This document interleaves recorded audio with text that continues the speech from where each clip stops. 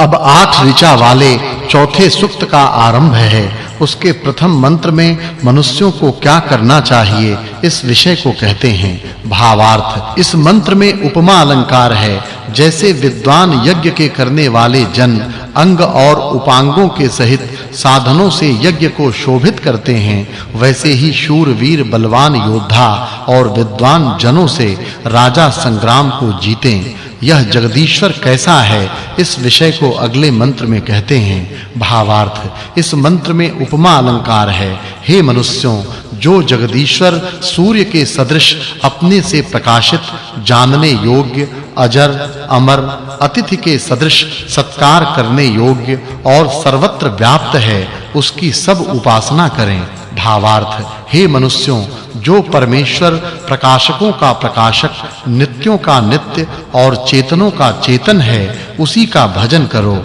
फिर मनुष्यों को क्या करना चाहिए इस विषय को अगले मंत्रों में कहते हैं। भावार्थ इस मंत्र में उपमा अलंकार है। हे मनुष्यों, जो विद्वान जन हैं वे ईश्वर के सदृश पक्षपात से रहित और धर्म मार्ग में निवास करते हुए परमेश्वर का भजन करें। भावार्थ हे मनुष्यों, जो शुद्ध खाने और पीने योग्य पदार्थ का सेवन करता है, वायु के सदृश बलिष्ठ और ईश्वर के सदृश पक्षपात से रहित होकर न्याय की अपेक्षा से विपरीत दशा को प्राप्त हुओं को मारने वाला हो, उसी को राजा मानो। भावार्थ इस मंत्र में उपमा अलंकार है। हे मनुष्यों, जैसे सूर्य अपने प्रकाश से समीप में वर्तमान पदार्थों को प्रकाशित करके रात्रि का निवारण करता है, वैसे ही उत्तम गुणों को प्रकाशित करके अज्ञानांधकार का निवारण करिए। अन्नादि देने वाले प्रशंसनीय होते हैं, इस विषय को अगले मंत्र में कहते हैं।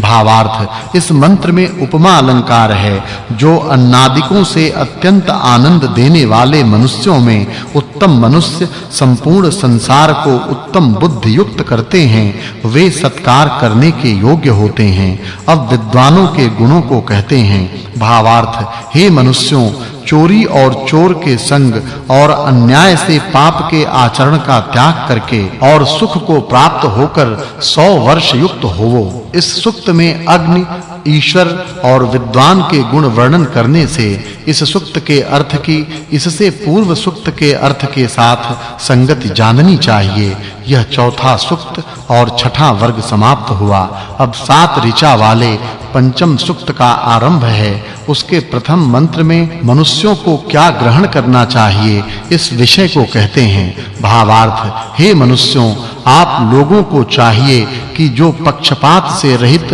वाद युक्त, द्रोह से रहित और बुद्धिमानों के संग का सेवन करने वाले और बहुत विद्वानों से आदर किए गए और ब्रह्मचर्य से पूर्ण युवा अवस्था वाले विद्वान हों, उन्हीं का उपदेश ग्रहण करें। मनुष्यों को किससे होने पर क्या प्राप्त होना चाहिए इस विषय को अगले मंत्रों में कहते हैं। भावार्थ राजा के रक्षक रहने पर ही प्रजाजन प्रतिदिन वृद्धि को प्राप्त होते और ऐश्वर्य को प्राप्त होकर सुखयुक्त होते हैं। भावार्थ वही राजा होने को योग्य होवे जो राज विद्या को अच्छे प्रकार जाने। फिर मनुष्यों को क्या करना चाहिए इस विषय को अगले मंत्रों में कहते हैं। भावार्थ हे मनुष्यों, जो आप लोगों से याचना करे उस सुपात्र के लिए यथाशक्ति दान करिए और जो पीड़ा देवे उसको पीड़ित करो और तपस्वी होकर धर्म का ही आचरण करो।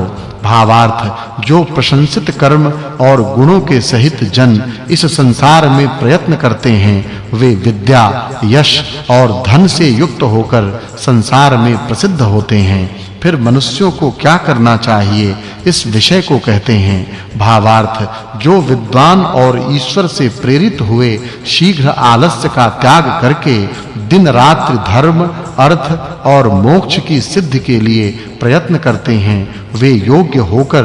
दुखों को बाधित करते हैं मनुष्यों को किसके संग क्या करना चाहिए इस विषय को कहते हैं भावार्थ मनुष्यों को ऐसी इच्छा करनी चाहिए कि हम लोग यथार्थ वक्ता जन के उपदेश से इच्छा की सिद्धि बहुत धन वीर पुरुषों और नहीं नष्ट होने वाले यश को प्राप्त होवें इस सूक्त में अग्नि और विद्वान के गुणों का वर्णन करने से इस सूक्त के अर्थ की इससे पूर्व सूक्त के अर्थ के साथ संगति जाननी चाहिए यह पांचवां सूक्त और सातवां वर्ग समाप्त हुआ अब 7 ऋचा वाले छठे सूक्त का प्रारंभ है उसके प्रथम मंत्र में अब मनुष्यों को संतान किस प्रकार उत्पन्न करना चाहिए इस विषय को कहते हैं भावार्थ इस मंत्र में वाचक् लुप्तोपमा अलंकार है हे मनुष्यों आप लोग ब्रह्मचर्य से बलिष्ठ होकर संतानों को उत्पन्न करो जिससे रोग रहित बल युक्त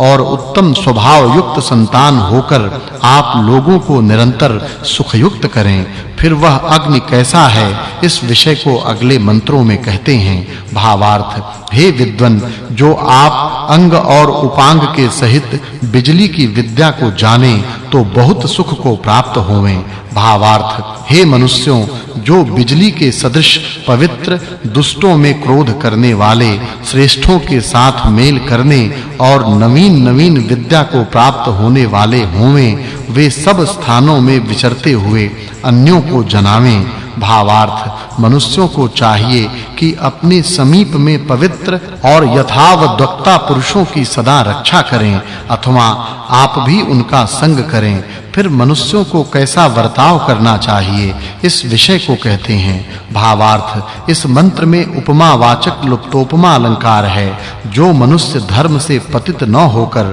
धार्मिकों में शांत और दुष्टों में अग्नि के सदृश भयंकर होते हैं वे ही बलवान गिने जाते हैं मनुष्यों को किसके सदृश क्या करना चाहिए इस विषय को कहते हैं भावार्थ इस मंत्र में वाचक् लुप्तोपमा अलंकार है जो प्रेम से मित्र होकर जैसे सूर्य अंधकार को वैसे भयों को दूर करके संग्रामों को जीतते हैं वे प्रतिष्ठित होते हैं फिर मनुष्यों को क्या करना चाहिए इस विषय को कहते हैं भावार्थ जो मनुष्य अद्भुत गुण कर्म और स्वभावों का स्वीकार करके तथा अन्य जनों को ग्रहण करा के धनाढ्य कराते हैं वे अद्भुत स्तुति वाले होते हैं इस सूक्त में अग्नि तथा विद्वान के गुणों का वर्णन करने से इस सूक्त के अर्थ की इससे पूर्व सूक्त के अर्थ के साथ संगति जाननी चाहिए यह छठा सूक्त और 8वां वर्ग समाप्त हुआ अब 7 ऋचा वाले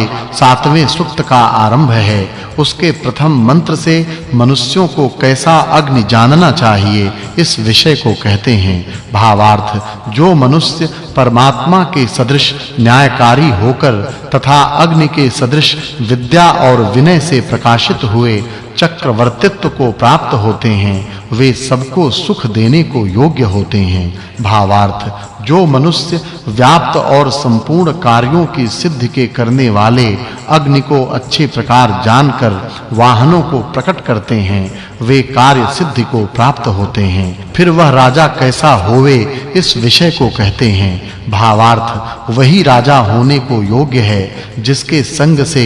दुष्ट जन भी श्रेष्ठ कायर भी शूरवीर और कृपण भी दाता होते हैं अब द्वितीय जन्म के विषय को कहते हैं भावार्थ इस मंत्र में उपमा अलंकार है जो मनुष्य माता और पिता से जन्म को प्राप्त होकर 8वें वर्ष से प्रारंभ करके आचार्य से विद्या के ग्रहण से द्वितीय जन्म को प्राप्त होते हैं वे स्तुति करने योग्य हुए धर्म अर्थ काम और मोक्ष को सिद्ध करने को समर्थ होते हैं फिर मनुष्य को क्या प्राप्त करना चाहिए इस विषय को कहते हैं भावार्थ जो मनुष्य दूसरे विद्या रूप जन्म को प्राप्त होवे तो उनके सफल कर्म होते हैं ऐसा जानना चाहिए फिर मनुष्यों को क्या जानना